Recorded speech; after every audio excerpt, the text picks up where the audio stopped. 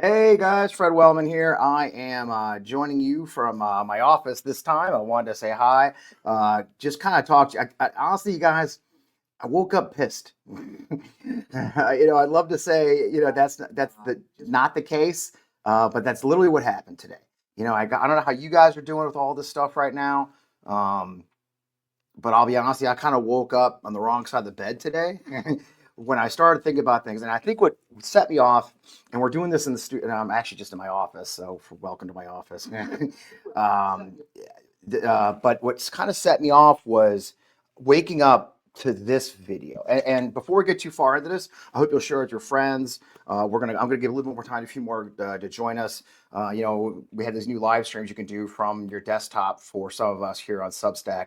Unfortunately, it doesn't send an email out to everybody like it normally would, but I see already 100 of you are here, so that's kind of awesome. So I'll be switching back and forth between my studio and Substack, so I can talk to you guys a little bit about what's going on. So bear with me. So it's a crazy day, and what woke me up was I'll show you the video. I saw this video on the internet, and I'll show you what kind of started my day off on the wrong side of the house. Um, this is a video that was floated around on Facebook. There's no sound.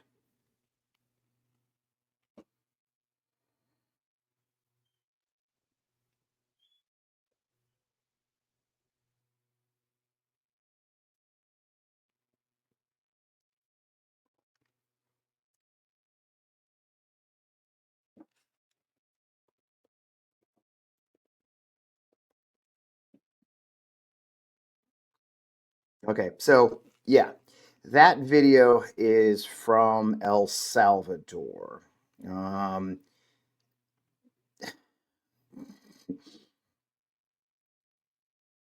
so that video's the prison, the OCAD or whatever, whatever, in El Salvador. That is the folks that we shipped to Venezuela.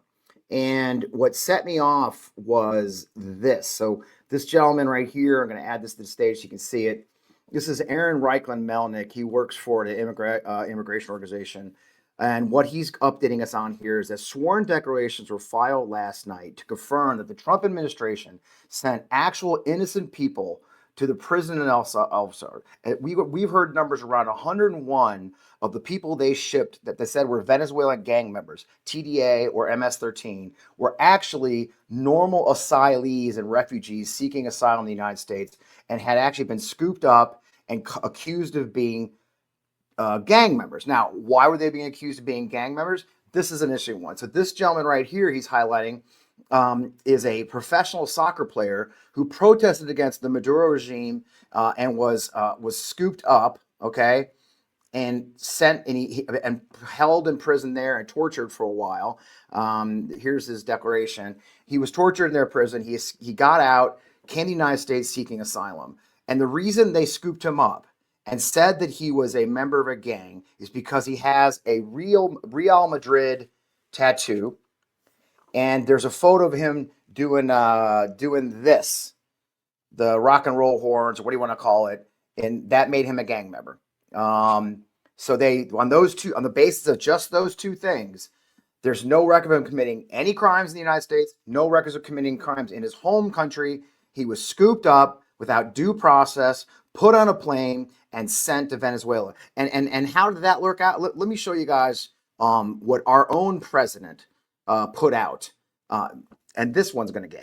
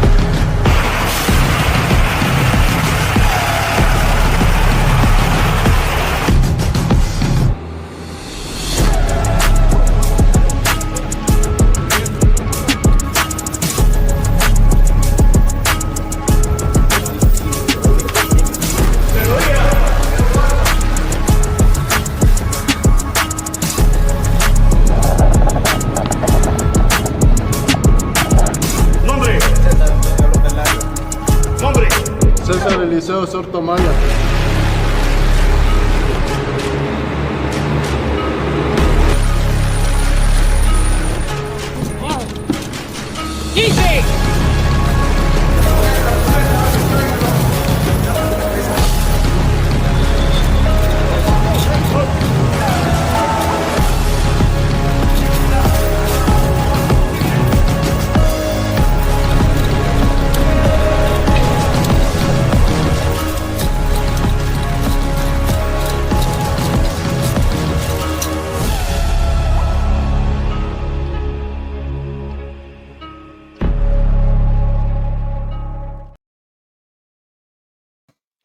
So that video, I saw a lot of you asking in the chat where it came from. That's from Donald Trump's True Social account.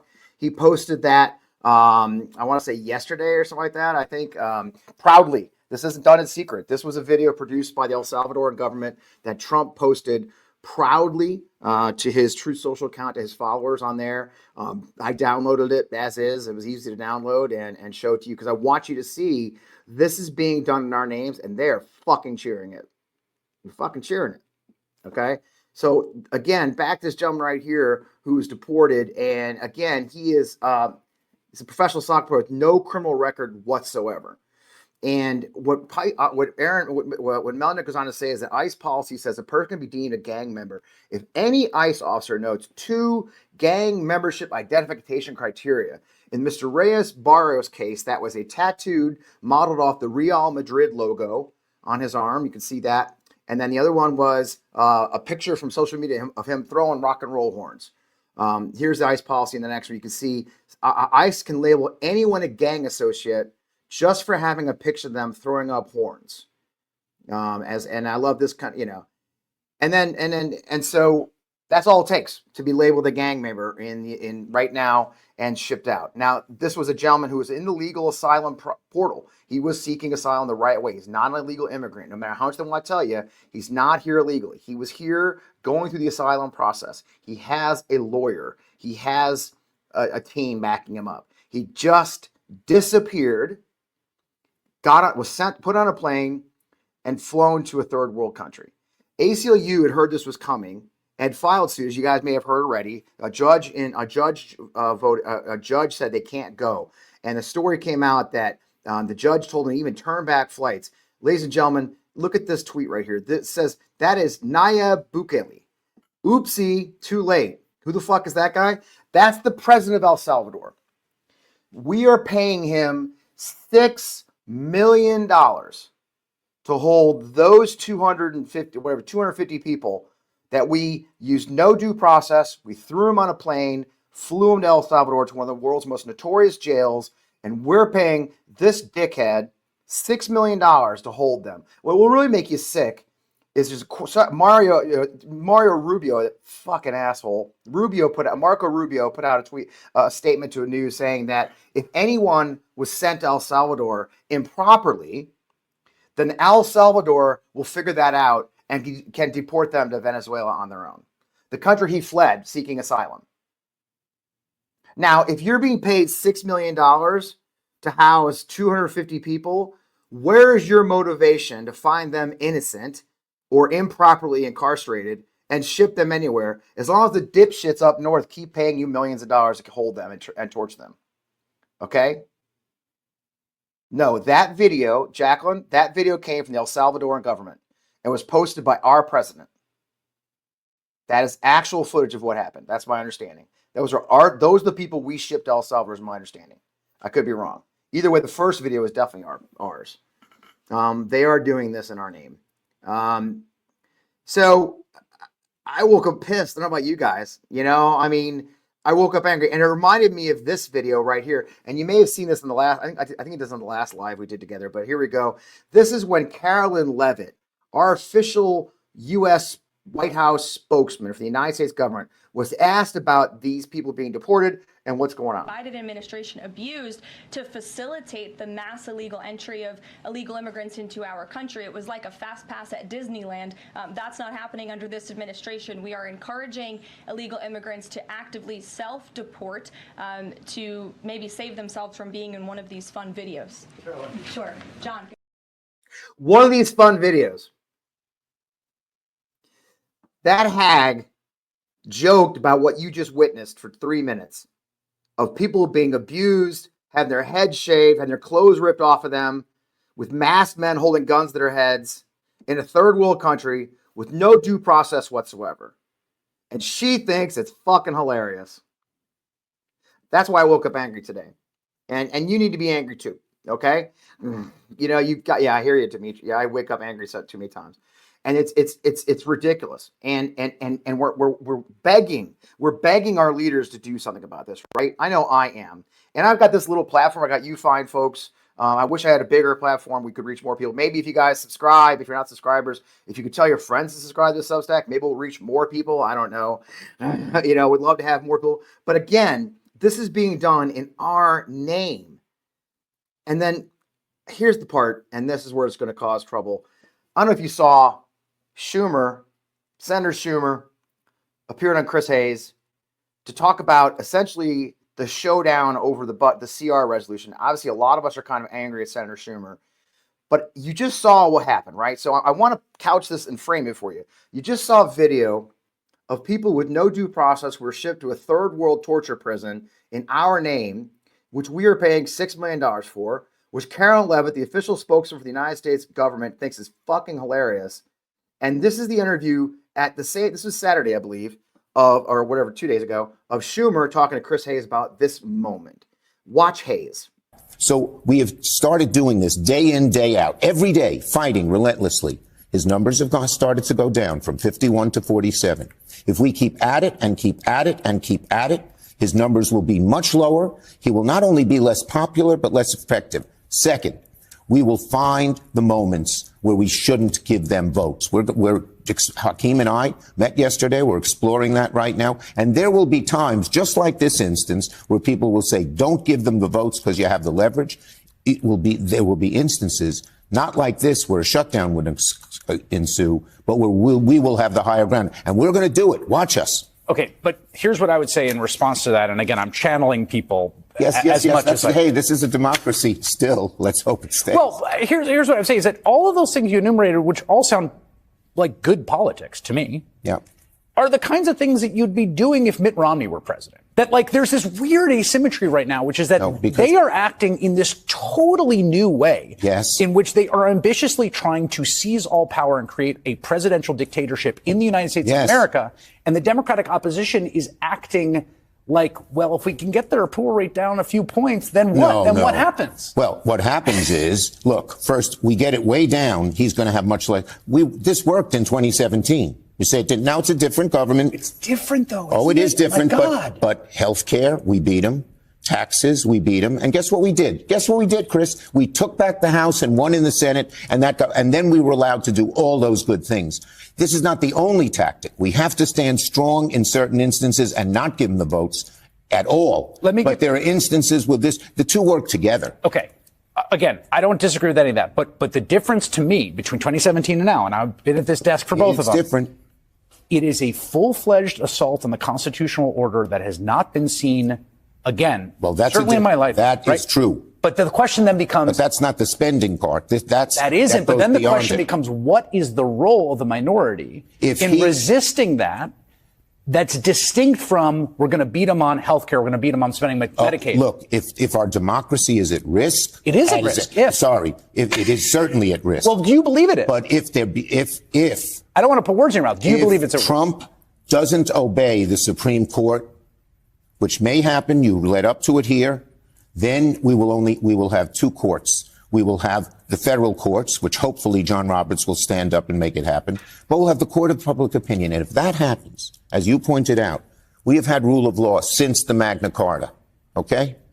And if that happens and the rule of law goes by the wayside, I believe that there will be very, very, there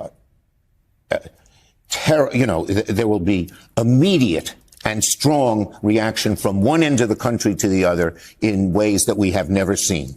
And that's what will happen. And it's not just up to us. The people will have to rise up, not just Democrats, not just Republicans, not just, people, everybody. But our democracy will be at stake then.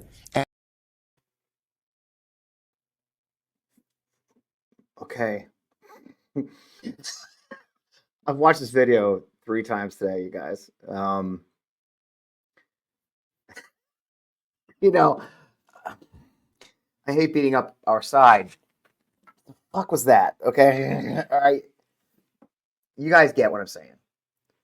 Our democracy is at stake now. I just showed you guys 5 minutes of video celebrating illegal incarcerations, illegal deportations, sending people who are seeking asylum in the shining city on the hill, and we sent them to El Salvador to be tortured. And we're paying $6 million to do it with no congressional oversight whatsoever, not a peep from the courts except for one district court. They're literally calling for that judge to be impeached, so much so that John Roberts had to break from his fucking stupor and say, oh, well, we have a tradition of not impeaching judges. That's not right. And all Chuck Schumer comes up with is, we're going to lower his numbers. We're going to he's down to 47 now, you guys. Won't be long, he'll be 40, and then we'll have him. And all I can say is, are you fucking kidding me? Are you fucking kidding me with this stuff? Because you guys know the feeling. I'm looking at the chat here. I see you guys. You're with me. How fucking nervous most Americans are. How anxious most Americans are. How scared average Americans are. I'm going to show you this quickly. Well, I'll show it in a minute. But average Americans are fucking terrified right now. Federal employees are scared for their jobs. The economy is teetering on the edge as one day Trump has tariffs and one day he doesn't. He's putting out an EO today to get rid of the education department. He can't do that. That's illegal. You know, that's illegal. Okay? When is it a constitutional crisis? When is our democracy at stake in his opinion? That's what I want to know. At what point do our congressional leaders decide we really are in fucking trouble, fellas? Because I just want to see this level of angst and anger and frustration reflected in our elected leaders. And look, I was a soldier. I was an Army officer. And obviously when you're in combat, you got to play it cool. You got to have calm under fire, all that stuff. But by the same token, you also have to show emotion and fire and motivation. It doesn't mean being cold. When they say calm under fire or keeping your shit together in combat, I was a helicopter pilot. You really can't afford to lose your shit. But by the same token, I was sitting in the front seat of an unarmed scout helicopter in Desert Storm, and we were yelling and cheering and pushing our Apaches to shoot more, to duck, to avoid fire. You know, everyone knows the famous statue of "Follow Me," the guy getting up and waving his arm for the troops to follow him. That is leadership. And instead, what we're getting is this wiffle waffle inside baseball shit about how we're working really hard to lower his fucking popularity so we can pass some bills. Bro, they don't give a shit about Article 1 powers.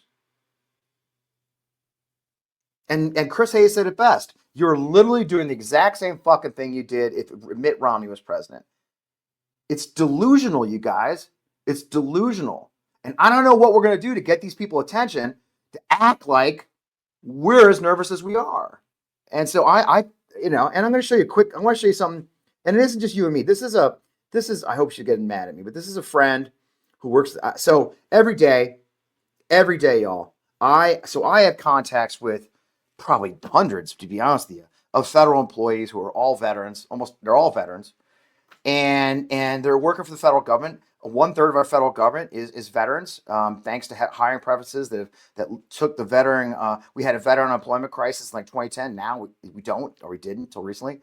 One of those reasons is because of federal hiring standards that let veterans get jobs. So my veteran friends are terrified, and we're all talking to each other. I got friends at the FBI. I got friends at the IRS. I got friends a bazillion friends at VA.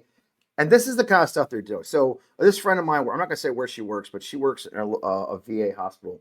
And she sent this to me, and it's a little bit of our conversation. And she's got a note here and says, hey, new suspense coming in. This one requires a position-by-position review with multiple fields to enter on a spreadsheet, essentially identifying the positions in terms of mission, criticality, and risk by today. She has 60 people. This just came in this morning. Her anxiety, so you can see, she says, my anxiety, because she knows, this supervisor knows, if she fills this form out wrong, upwards of people will lose their jobs for no other reason than an AI is going to scan that thing. You also see that, contrary to VA announcing they have opened 4 clinics triumphantly across the country, the one they opened in Fredericksburg, Virginia, is not allowing them to hire people for it. So it's understaffed. So you go to the Fredericksburg VA clinic that Doug Collins is so fucking proud of opening. There's not enough people there. And look at that last post from my friend. It's 9 a.m. I want to cry. I can't do my job because I'm bearing the bullshit from this admin and the asshole Sec VA who gives 0 fucks about veterans or VA employees. You know, that's not right. Okay. So I'm covering that in this one because that's torture too, right? They're torturing these employees. You know, over VA, this shithead Doug Collins announced he's going to fire 83,000 people, 15% of the workforce. They announced that outright, and then said they didn't know who it was going to be. And they're going to do a thorough review. That's the review they're doing. You've got 3 hours to identify all 60 of the positions under your supervision and justify their existence. Yeah, Sarah Bonner, 3 providers in 1 week. So the good people are leaving. They can't hire new people. Would you work in a place that's promising to hire 15% of the workforce at some unspecified time with no specified reasoning behind it, no identification of who it's going to be? It could be you, could be a friend. No, you wouldn't. Because the goal here is simple, you guys. Destroy everything we stand for. From that fucking torture video at the top to our employees getting tortured mentally just because they want to serve the American people and run our government. The goal is to destroy the United States government. But the good news is Donald Trump went from 51% to 47%. And if he gets to 40, well, we're fucking golden, y'all. We are golden. Because at that point, we could do some stuff, right? That's what Chuck Schumer says. We just got to hang on there. All you guys, I know you're scared. You're worried about getting your social. I saw somebody said their social security screwed up. You know, they're going to turn off the phone line. They want to turn off the Social Security Administration phone line so people have to go to their offices. I'm hearing that a friend of mine here, Sarah, says she's lost 3 VA providers. Let's see. We've seen wait times are going up 30 minutes now for VA when you call VA. Okay. But don't worry, you guys. If we just hold on, when his popularity goes down, we're golden. Yeah, they're closing offices. They're selling buildings off. It's all horseshit, y'all. And so tell your representatives, tell your senators, y'all need to represent us because we're mad and we're scared and we're not putting up with this crap anymore. Okay? And you shouldn't. We shouldn't. So I just want to show you guys this crazy stuff. Again, we're talking about torture by our U.S. government for both Venezuelans and others who were shipped to a torture prison in El Salvador, as well as our own government employees who are just trying to do their jobs and survive and serve their country in their own way. And that's what we're talking about today, the fact that our government and our elected officials don't seem to get how bad it is and don't seem interested in fixing it. So call your senators, make them wake up, okay? I don't care what party they are. Call your members of Congress. I've got Ann Wagner here in Missouri, too. She's been touring businesses and Scott Air Force Base in Illinois, but not doing town halls. Ann will never face her constituents. 12 years. Missouri Republicans never had a town hall. Never. That's the kind of shit we're dealing with right now. We are losing our democracy by the minute. And if you can sit quietly and watch a video, I'm going to show for the newcomers one more time. I'm not going to show the whole thing because I can't even put up with all of it. But for those who missed it earlier, here is a video that Donald Trump posted on his Truth Social.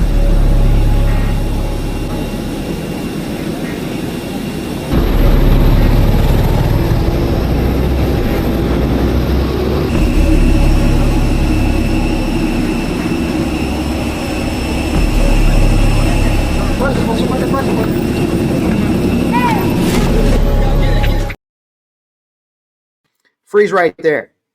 Did you see all the photographers, all the videographers, a drone? That's what the point was. To scare us and to scare people. And Carolyn Levitt, she thinks it's fucking hilarious. Hilarious. Yeah, Abu Ghraib, right? I think that's a great point, though. and wisdom. I think you're absolutely. I think that's probably why I get so upset because I was in the army during Abu Ghraib. I was a spokesman for the army when Abu Ghraib went down, and it was between my tours. I wasn't there then. I never worked in that organization, but I was horrified that that was being done in my name as a U.S. Army soldier. I was horrified that fellow U.S. Army soldiers took pleasure in the abuse of prisoners and humiliation of them, right? I was disgusted by that. It's not who we are as service members. And I felt that that's probably why I feel the same rage. It's a good point. I think I feel that same rage now because of the fact that this reminds me of Abu Ghraib. And it's not who we are. And there was a huge backlash to that happen. I mean, there was a huge backlash to the fact they were doing this. Yeah, I saw Biggs only allowing Republicans in. And this is the same thing. Yeah, it's rendition, but on Rebecca, you're right. It's a bigger scale than rendition 1.0. I mean, that was look. Say what you will about that, but it even the folks that was in rendition. Remember that policy. So for those who don't remember, rendition was a policy, was a program where we took suspected terrorists, members of Al Qaeda, and they were taken to places who were a little bit lighter on the whole torture thing, and we did really awful things, waterboarding and other truly torture under the guise of the war on terror. But at least some of those people were actually terrorists, maybe. Okay, I mean, I hate to say it that way, but then it was really ugly. But then this isn't that way. At least 100 of these men that were sent to El Salvador never committed a crime, not one record of a crime. And the government's in court saying, well, that's the key, isn't it? They haven't yet. I mean, somebody made a joke the other day online about this is like what was that movie with Tom Cruise where the precogs, so we're good news. ICE is using precogs now to predict when a guy might commit a crime in the future. So we're going to deport him now just in case. None of it's right. So where's the military now? We don't. Okay, so that's a great question. So I actually disagree. So John asked a question here in the chat. Where's the military now? I mean, long we don't bring it to a head, where's the consolidation of the military? I'd say sooner or later. So I actually disagree, John. I do hear from a lot of active duty military folks. I hear from people who work with active duty folks. There's a lot of nervousness within the active duty ranks of the idea of being asked to execute illegal orders, such as occupying their hometown or shooting on civilians. So I don't necessarily want our active duty folks, first of all, to ever get involved in politics, if at all, ever, frankly. You got to keep quiet. But two, I would like them to hold their powder dry until it's an actual moment, right, for them. Now, the rest of us our hair is on fire. But for the military, they need to be ready when an actual illegal order is issued to them, such as deploying to suppress a protest, for example, or invade people's homes. That hasn't happened yet. So I would really prefer our military members. We're going to have to reach out to them. We're going to have to teach them what's an illegal order, make sure they understand what their rights are when they receive an illegal order. We need to support them when they receive an illegal order and then refuse, right? So I would like our military to continue doing their duty, following the orders as appropriate. You could take your time following orders, and then when the time comes, they do the right thing and don't execute illegal. Like Kent State, it's a perfect example. That was National Guard. So I'm not a big fan of the military getting involved until things, until they're asked to do something truly illegal, and that's, people may disagree with me. That's fine. But I was an Army officer for 22 years. That's my West Point degree there. I want our military to stay out of this as long as possible. I really do. And remember, like you said, no more Kent States, no more truly illegal acts, that when the time comes, our military is ready. So I've talked to you guys for like half an hour or so, I think. So that's amazing. I know this is kind of short notice. So give you some updates on our Substack. Okay. I'm doing more of these. I like writing, but I also just like talking to you. And if you're cool with it, you can maybe leave a comment while I'm talking to you right now. I would love if you guys would, are you cool with this? Do you like this? Do you like me popping on with the news of the day? Would you like to see more of this, less of this? What's the best way to get hold of you? Thanks, John. Yeah, that's wonderful. Wonderful question, John. That's great, John. Thank you so much. Yeah, if this works for you guys, I'll do more of them. I mean, I just did this in my office. I flipped the camera on and started talking to you. They really make it easy here on Substack. So if you like this, Thank you so much. Yeah. The biggest thing I need from you guys, honestly, if we're being really blunt, you guys, we need to reach more people. We've got almost 15,000 subscribers total on the On to Moxie Substack. I'd love to get more of those, double that. It's free for everything. All this is free. Paid subscribers are those who just want to support us, kind of like a Patreon. I would love to get more paid subscriber. If you're able to afford $7 a month or $72 a year, that helps me do this work because I get paid. I don't have to be worried about a client telling me to shut up or something else happening. That's what's so good about Substack. I like it that if you choose to pay me, it kind of helps me keep, keeps me going. Thank you, Jacqueline. That's so nice. I really want to hear from you guys. I'll answer that DOD. So I did a story about that. If you'd like WCS, if you go to my Substack, you're on it now. There's a story about them deleting the Black Medal of Honor recipient. And I've kept up with that story, but it's shocking. They have put a few back, but so these things are all going on. Thank you so much. And I don't just talk about vet stuff. For those where I just talk vet stuff, I do a lot more. As you know, I work with vote vets and other groups. But this is the thing. So I'd really love to get more of you. If you could tell your friends, recommend our Substack, share with others, share the videos when you get them. We're also on the On to Moxie channel, our YouTube channel. I'll put that up for you so you can say, oh, something happened. I clicked the button. Crazy shit happened. I should be doing this all the time. I'm terrible at this. There's the On to Moxie channel. If you want to go to the On to Moxie channel, and hi, I see you there. Let Vet Speak Project. Just send me a message, okay? Feel free to send me a message on here on Substack, or you can look me up, email me. Follow that YouTube channel, On to Moxie channel. We've got a great new Sunday show coming up. I know you guys saw it. I'm now broadcasting the Sunday show, On to Moxie Sunday, right here live. Thank you so much. That's very cool of you to say. We'll be doing it right here live now.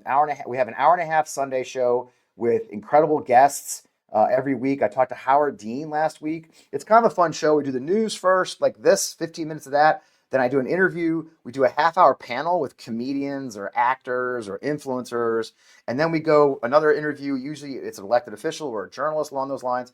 It's a great show. I designed it with high production value. It's not low end at all. I really do love sharing this stuff with you. Of course, every Friday night we have a new On to Moxie with FPWellman. That's going to be on it's broadcast, recorded on Midas Touch Network every Friday night. And of course, we're also putting that on here too. So lots of content. You're going to be sick of me, I hope not. But the key to all this, you guys, is if we find we gotta stick with this, okay? And the key is this stuff right here. It's the YouTube link is on my Substack, man. Retro Focus 80. It's there. I think if you click on my YouTube, it goes to the On to Moxie channel. So go ahead, Lincoln Square. Lincoln Square, so WCSW, I used to be with the Lincoln Project. I was the executive director of the Lincoln Project. Rick Wilson and Joe Trippi and Stuart Stevens are all colleagues of mine. I was the senior advisor of Veterans Affairs, and then I was the executive director of the Lincoln Project in 2021. So I've been with the Lincoln Project before, so but you're good. This is my place. I build my own stuff, Midas Touch, and then this channel is my goal is to have our own voice. And of course, the last thing I'll tell you about is Vote Vets. I work with Vote Vets. I am the host of their YouTube show called On the Line with Vote Vets. We do regular videos there. If you're not sick of me completely, we usually do a show live. We'll be doing one tomorrow, 1 p.m. Eastern on the Vote Vets channels. That's at Vote Vets. And you can find all of our stuff there too on Vote Vets. So please, I appreciate you guys for joining me on such short notice. So it's our biggest Substack live so far. So that's so awesome. I look like the email did go out. Hey, anybody in the chat, did you get the email this time or just the notification? It looked like the email went out this time, which it doesn't always go out. So I got it in my inbox, which is very cool. So it's working. This is a new thing from Substack where I can actually broadcast from my studio and not have to use my phone. So, oh, great. You did get the email. So that's working. Email's working. That's awesome. All right. Well, that's awesome. This is progress. All right. Well, this is exciting. I tell you that the Substack folks are great. I just pointed out that glitch to them yesterday. They fixed it already. So that's really cool. So guys, thank you so much. Jacqueline, thank you. I really appreciate you guys. It's nice to have such a nice little community we're building here.